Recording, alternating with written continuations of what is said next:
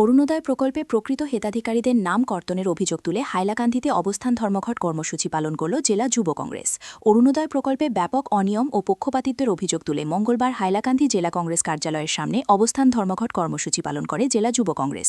৩ দফা দাবিকে সামনে রেখে আয়োজিত এই কর্মসূচিতে যুব কংগ্রেসের পাশাপাশি মহিলা কংগ্রেস, সেবাদল ও বহু ভুক্তভোগী সাধারণ মানুষ অংশগ্রহণ করেন।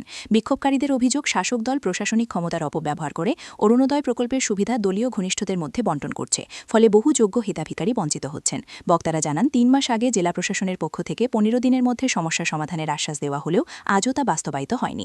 এর প্রতিবাদী যুব কংগ্রেস আমরণ অনশন শুরু করেছে এবং অবিলম্বে জেলা প্রশাসকের হস্তক্ষেপ দাবি জানিয়েছে। প্রকৃত হিতাধিকারীদের ন্যায্য অধিকার নিশ্চিত না হওয়া পর্যন্ত আন্দোলন চলবে বলেও হুঁশিয়ারি দেন। জেলাধিপতি মহোদয়ের কাছে দাবি দিলাম যে অরুণোদয় যেটা প্রকল্প আছে, এই প্রকল্পটা যেহেতু এটা গভর্নমেন্টের প্রকল্প, আমরা সাধারণ মানুষ থেকে প্রত্যেক স্তরের কর্মী যেটা ট্যাক্স দেন, এই ট্যাক্স দিয়া গভর্নমেন্টে এই প্রকল্প চালায়। যার লাগিয়া যারা ইকোনমিক্যালি খারাপ ব্যাকগ্রাউন্ডও আসুন বা বিপিএল ক্যাটাগরির মানুষ, যারা বিকলাঙ্গ মানুষ, যারা বিভিন্ন ধরনের অসুবিধা আছে, বিকলাঙ্গ সার্টিফিকেট আছে, তারা সেন্সাস করিয়া জিপি লেভেল সেন্সাস করিয়া তারা প্রকৃত হিতাধিকারীদের অরুণোদয়টা দেওয়া হোক।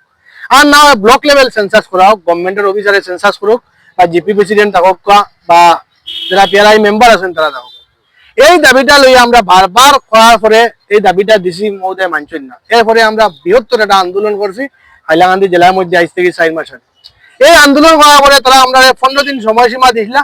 15 দিনের ভিতরে তারা আমরা লইয়া বইয়া এটা সমাধান করবে। এরপরে আমরা বারবার 15 দিন পরে ফোন করছি, যোগাযোগ করছি এবং ডিসি মহোদয়ের সঙ্গে বহার লাগিয়া যখন আমরা যাই তখন টান রিপ্রেজেন্টে পাঠাই, রিপ্রেজেন্টের লগে বসার লাগে কই যারা পাঠাই বা যারা দায়িত্ব দেন এডিসি বা সার্কুল অফিসার, এরা এই বিভাগের ব্যাপারে কিছু জানেন না, অরুণোদয়ের বিষয়ে কিছু জানেন না, বা তারা কোনো এই কমিটি তো নাই, কোনো সিলেকশন কমিটি তো নাই, তারা এই ব্যাপারে কিছু জানা নাই। যখন আমরা মাতি তখন তারা এটা দেখমু হইয়া শেষ। আজকে 4 মাস হওয়ার পরে আমরা দেখলাম সাধারণ মানুষ বারবার আমরা কাছে যারা হাজবেন্ড নাই বা হাজবেন্ড মারা গেছে, বিভিন্ন বিপদী মানুষ, বাচ্চা কাচ্চা আছে বা বিকলাঙ্গ মানুষ যারা আছে, এরা আমরা কাছে আওয়ার পরে আমরা আবার মেমোরেন্ডাম দিছি। আজ থেকে 2 দিন আগে দিছি অফিসও দেওয়ার পরে এখনো পর্যন্ত কোনো সুরাহা পাইছি না এবং জানাইছি আমরা আজকে দেখিয়া আমরা একটা বৃহত্তর আমরণ অনশন করবো। আর এটা কন্টিনিউ চলিয়া যাইব যত সময় পর্যন্ত আমরা বাঁচমু বা এই দুনিয়ায় তাহামু। এই সাধারণ মানুষের আমরা এই আন্দোলন